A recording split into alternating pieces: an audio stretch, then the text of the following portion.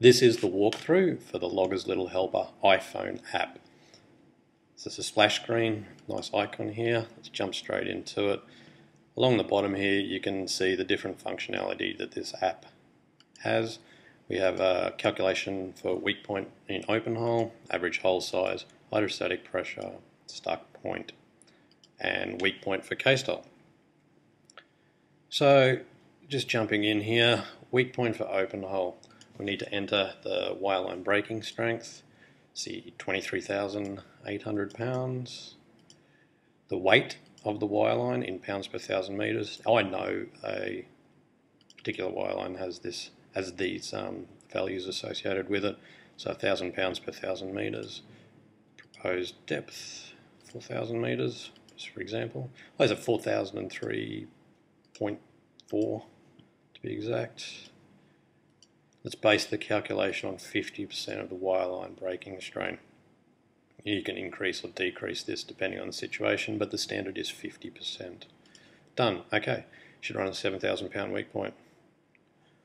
Alright, well that's great. You should be aware that this number has been rounded down. So let's say the calculation is performed, returns an answer of 7,900 pounds, then before it's displayed it gets rounded down to the nearest 1,000, which is standard.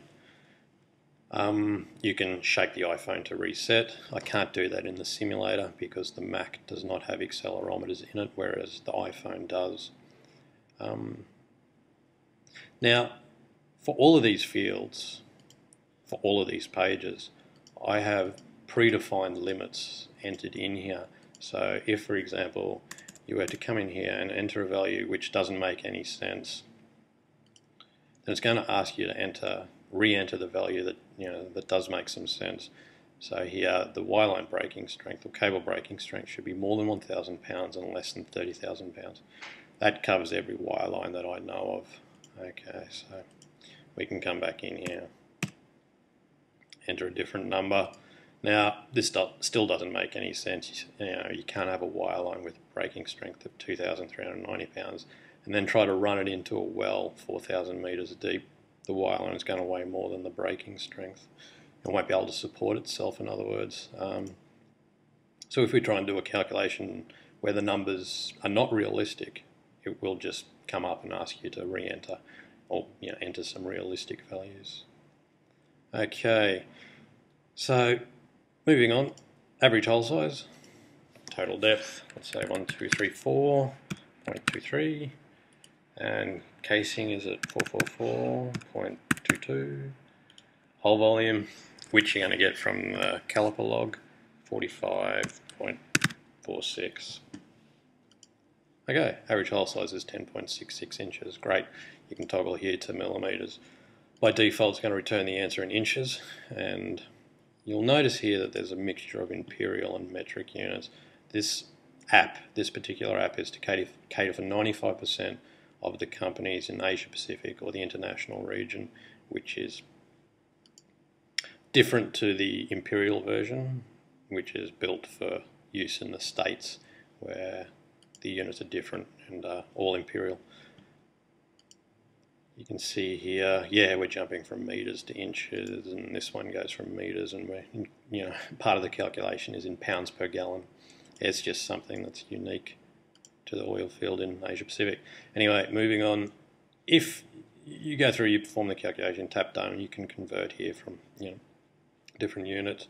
If you come back in here and you need to change up the answer, change up the value, let's casing sure it. Let's make it drastically different so we can see a difference in the answer. 200 meters, you press done here. This calculation is not re-performed. You have to toggle here, or you have to toggle out of here. The point is that the calculation is performed when these fields are completed and you tap done on this, or you toggle here. Okay, hydrostatic pressure, true vertical depth, not measured depth, has to be vertical, 2007. Let's say it's 14 pounds per gallon. Done. Okay, and down the bottom we can toggle to different units. Easy. Stuck point. Okay, let's say for example we have a 2,000 pound overpull. Okay, here we go. Stretch error. delta tension should be more than 1,000 or less than 15,000. Absolutely, it should be.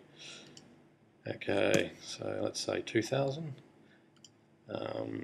We're seeing 2 meters of stretch, and the coefficient for this particular Y line that I'm thinking of is 0.61 per kilometre per 1,000 pounds. Now, this is something that's unique to every different type of Y line out there and has to be looked up.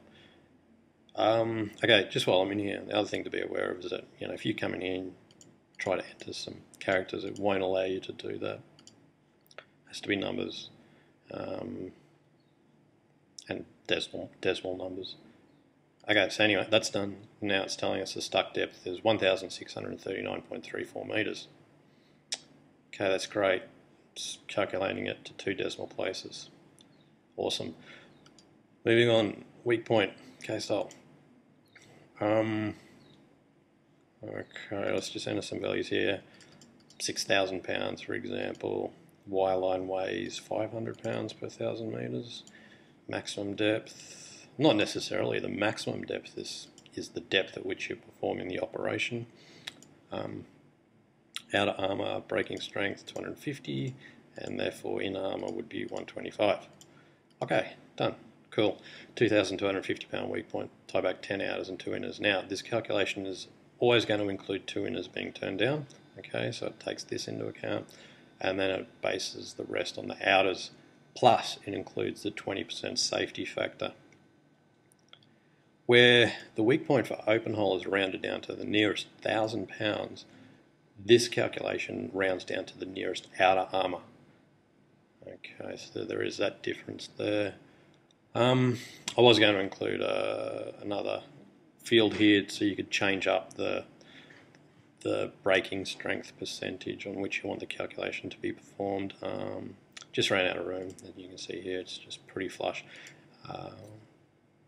Point is that this calculation is based on 50% of the Y-line braking strain. Okay, that's it. Thank you.